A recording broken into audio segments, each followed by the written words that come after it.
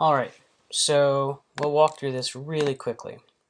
The purpose of this project is basically to test the learning curve of someone who is trying, like myself, to jump into Objective-C. And I found myself diving into C++ and then into C. But the idea was to try to wrap a C library with an Objective-C wrapper, make it into a Cordova plugin, and then allow CenturyTouch to interact with it. So here I'm using this libbase.a, which is a library archive, and this modplayer.h is my header file for my wrapper, Objective-C class. So he essentially extends CDV plugin, which is the Cordova plugin class, and I have these Cordova prefix methods, which essentially I'm exposing. It's just a naming convention I created, not really required. So when my CenturyTouch app bootstraps, it requires certain data from the plugin. So we'll begin with the CenturyTouch side real quick. So if I go ahead and look at app.js, now this is a prototype, so the code is very bad. Please do not judge me. This was a very, very quick thing. So the first thing I'm going to do is look at the main view. Alright, if I go ahead and look at the main view, all he basically has is a toolbar at the top. He uses a card layout. He has a back button and a stop button. Stop button is going to be used to stop some of the music playing. Now I do have some methods to allow me to do things like have navigation and so on and so forth. Okay, moving on to app.js, which essentially controls the main view for now.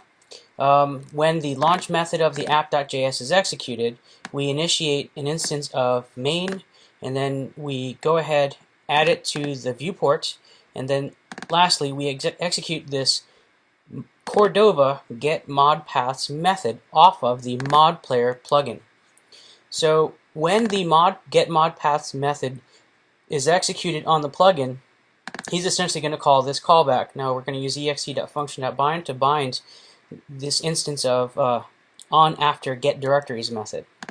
Now that's going to send back a directory structure list. So we're simply just going to get a list of directories. And what the directory list is, if I were to go to my project directory and look at mods, we'll see we have a list of directories. Now this list of directory actually happens to be a bunch of hacker groups who actually create a music file format, a music in a file format called XMIT, essentially rolled up into the term mod music. Now the history of mod music can be read in Wikipedia. Just Google it and you will figure out what it is.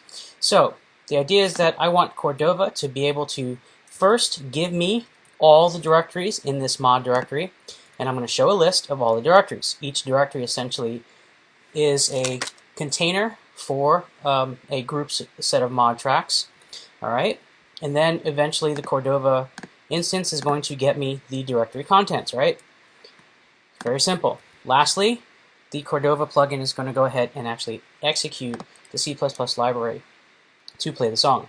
So I'm going to go ahead and jump into what happens when we tap on a item in the directory list, which essentially is a group of directories in list item instances.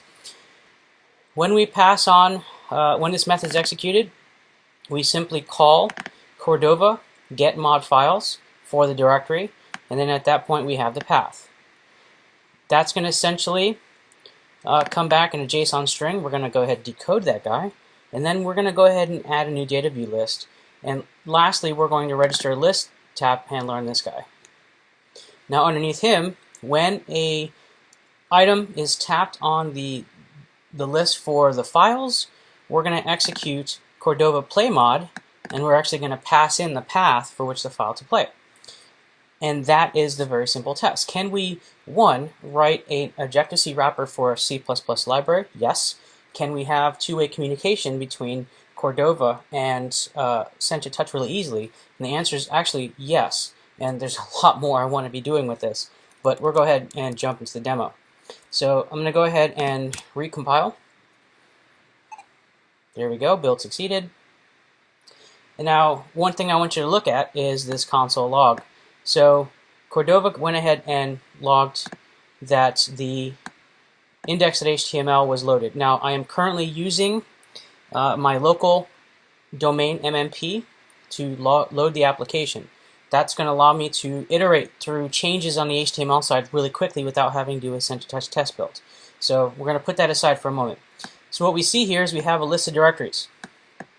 These are the list of directories that we actually found in the directory that I showed you. Each directory has a set of files. This actually happens to have a lot of files. And very, very simple navigation. So I'm going to go ahead and tap on an item, and we hear music playing. I hit stop, and we get this NS log that we stopped music. If I tap on an item, we get a message saying that we're playing the music. And where that's coming from is actually rather simple. If I were to go to the definition of Cordova Play Mod, which is in the actual class instance, here we go. This command object, which is an instance of CDV invoked URL command, essentially contains the arguments that I've passed, command.arguments, okay? So if I went to look at this setup here, this argument essentially is the argument that we've defined. So file path, let's say for playing a song, defined here. So we have a string which points to a file, and I'm executing base_free. This actually happens to be a method that is defined in the libbase.a archive file, which happens to be a wrapped C++ library. So after we've initialized everything, what I will do is scroll you down to where we actually have this playing NSLog message. We pass in the string object to the logger method, which results in the message down here. And then base_channel play is going to go ahead and play the song for us. So if I hit back, clear the log, choose something else,